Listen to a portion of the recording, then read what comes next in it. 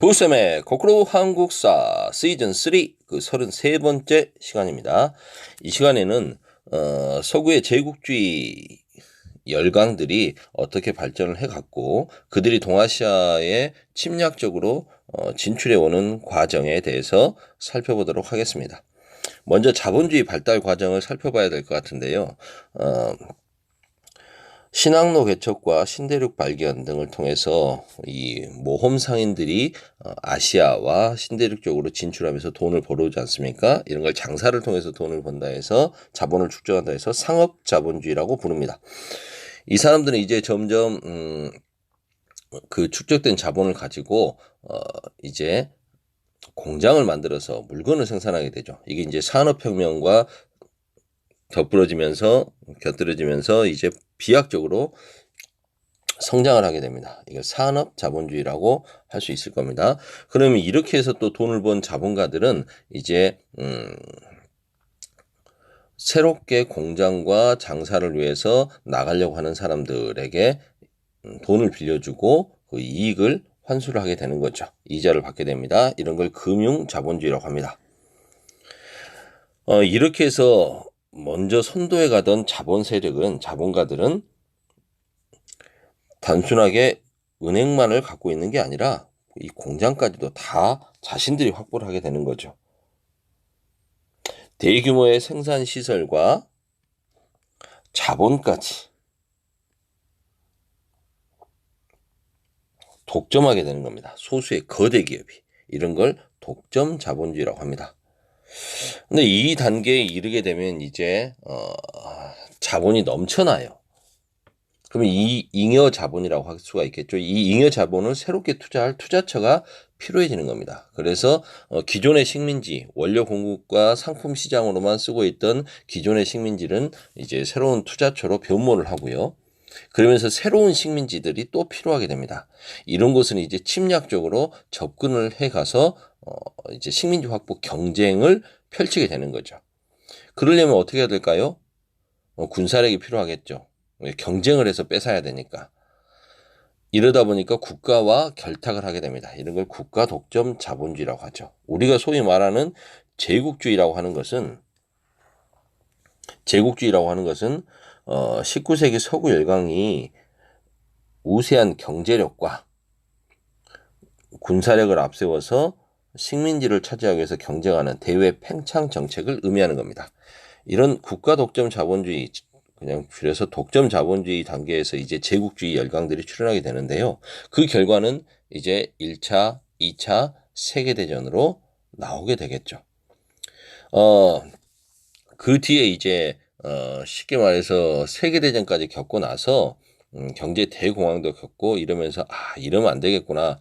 자유시장 경제로 모든 걸 시장에게 맡기면 안 되겠다 해서 자본주의 사회에서는 이제 수정 자본주의라고 해서 국가가 시장에 개입을 하게 되는 정책들을 펼치게 됩니다. 그 뒤에 이제 1980년대 좀 와서는 신자유주의라고 해서 다시 국가의 시장에 대한 개입을 줄여가고 시장이 좀 더 좀 자유롭게 펼쳐가는 거죠. 예전에 고전적 자본주의 단계까지는 아니더라도 다시 이렇게 시장의 목소리가 커지고 정부의 개입이 작아지는 신자유주의 정책을 겪게 됩니다. 뭐 이게 대략적인 자본주의 발달 과정이라면 우린 그 중에서도 제국주의 단계에서 동아시아 침략 과정을 좀 살펴보려고 합니다. 산업혁명 이후 자본주의가 급성장을 하고 치열한 경쟁 과정을 통해서 말씀드렸죠. 독점 자본주의가 형성된다고 그랬습니다. 독점 자본주의는 상품 시장과 값싼 원료, 노동력을 확보하기 위해서 그리고 잉여 자본을 투자하기 위해서 대외 침략을 더욱더 강화시켜 갑니다. 기존의 식민지에 더불어서 새로운 식민지까지 확보하려는 식민지 확보 경쟁을 펼치게 되는 거죠. 근데 무조건 하고 다른 나라를 쳐들어갈 수는 없겠죠. 침략할 수는 없겠죠. 뭔가 명분이 필요합니다. 그래서 그들이 내세운 것들이 무엇인가? 자기 나라 안에서의 국내 문제라고 하는 것은 자본의 과잉과 실업 문제 이런 것들을 해결하고 그리고 자기 나라가 최고다라는 국가 위신을 높이기 위해서 대외 침략을 지지하게 되는 거죠. 이런 과정이 이제 배타적, 침략적 민족주의하고 결부돼서 우리 민족은 세계 최고야. 남들하고는 달라. 뭐 이런 거. 그리고 이제 우리가 다른 나라를 쳐들어가는 건 나쁜 짓 하러 가는 게 아니야.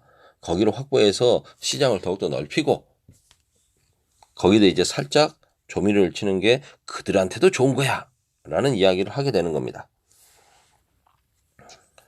여기에 이제 사회적 진화론이라고 하는 사상까지 결부돼서 진화론은 자연계에서의 진화론이라는 게 뭐겠습니까? 약육강식 아닙니까? 약육강식이죠. 약한 동물은 강한 동물에게 먹힌다는 거 아닙니까?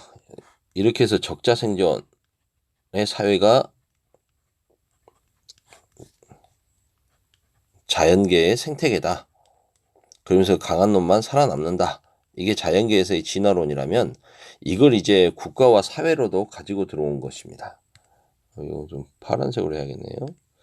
국가와 사회로 가지고 온 게 사회 진화론입니다. 그래서 자연계에서의 적자생존 논리가 인간 사회에서도 똑같이 국제사회에서도 똑같이 적용된다. 그래서 강자가 약자를 지배하는 것은 당연하다라는 논리를 내세우는 거죠. 그리고 하나 더 요즘 미국에서 그 인종차별로 시끄럽지 않습니까? 그 뿌리가 여기서 나오는 거죠. 백인 우월주의. 인종적으로 백인들이 우수하다는 겁니다. 우수한 백인이 유색인종, 열등한 유색인종들을 문명의 길, 자신들이 말하는 문명의 길로 이끌어 가야 한다. 이게 우리의 운명이다. 우리의 짐이다. 백인의 짐이라는 주장을 펼치면서 대외 침략을 합리화하죠. 이 그림을 한번 봐보십시오. 줌으로 좀 우리 교과서에도 좀 있죠. 줌을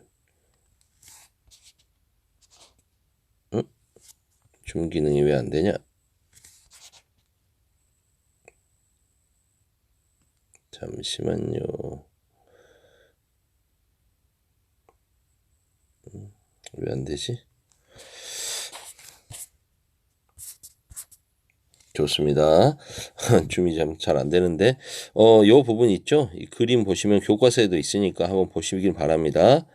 미국의 엉클 샘 아저씨가 그 영국이 많은 자신들 기준의 비문명 국가 식민지들을 넉마에 싣고 지금 무겁게 산을 오르는 거죠. 뭐겠습니까? 이거 문명국이라고 하는 곳으로 자신들이 이끌어 가줘야 된다. 자신들의 의무다. 부담스러운 짐이다. 라고 생각하면서 하는 거죠. 이러한 제국주의 열강이 이제 아프리카, 인도, 동남아시아를 거쳐서 드디어 19세기 중엽 동아시아로 진출하게 됩니다.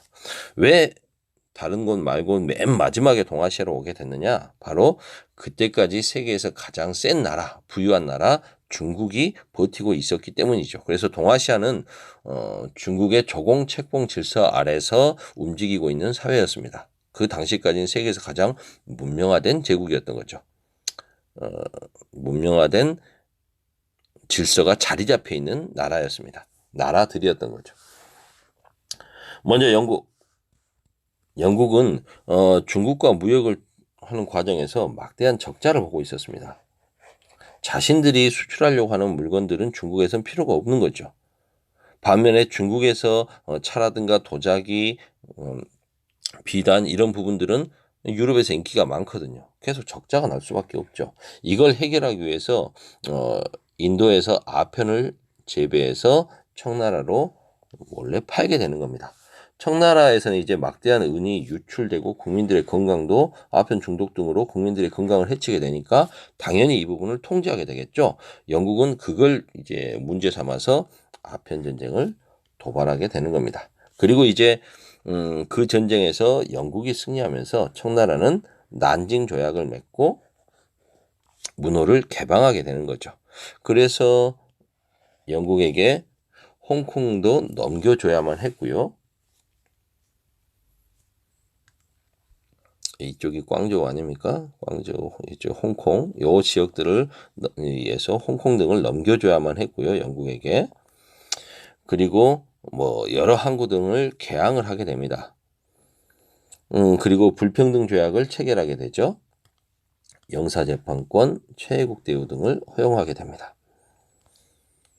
일본은 이제 어떻게 되느냐? 일본 같은 경우에는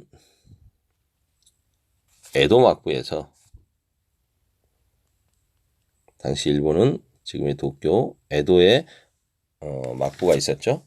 원래 일본은 나가사키라고 하는 항구에 데지마라고 하는 인공섬을 만들어 놓고 이곳을 통해서 네덜란드 상인들과 무역을 하고 있었습니다. 국내적으로는 쇄국 정치라고 해서 문호를 걸어 잠그고 있었지만 이곳을 통해서 서양 무물을 접하고 무역을 하고 있었던 거죠. 제한적 무역을 허용하고 있었다. 그런데 이제 미국이 본격적으로 아시아로 진출을 하게 되면서 중국으로 가는 과정에서 거쳐가는 곳으로 일본의 포함 외교, 무력 시위를 하게 되는 거죠. 대포를 뻥뻥뻥 쏘면서 문 열어라고 하게 되자 중국이 영국과 전쟁을 통해서 문호를 강제로 개방당했던 과정을 봤던 일본은 큰 피해를 보지 않기 위해서인지 이제 그냥 문을 열어주게 됩니다. 미일 화친 조약을 통해서 페리 제독이 배를 끌고 와서 버버버봉 쏴버린 게 1853년. 그리고 그 이듬해에 미일 화친 조약을 맺고 문호를 개방하게 되는 거죠. 그리고 이제 무역을 한다는 통상 조약도 체결하게 되고요. 역시나 불평등 조약을 맺게 됩니다. 선생님이 그림으로 정리해 놓은 부분들은 뭐 다른 부분은 아니고요.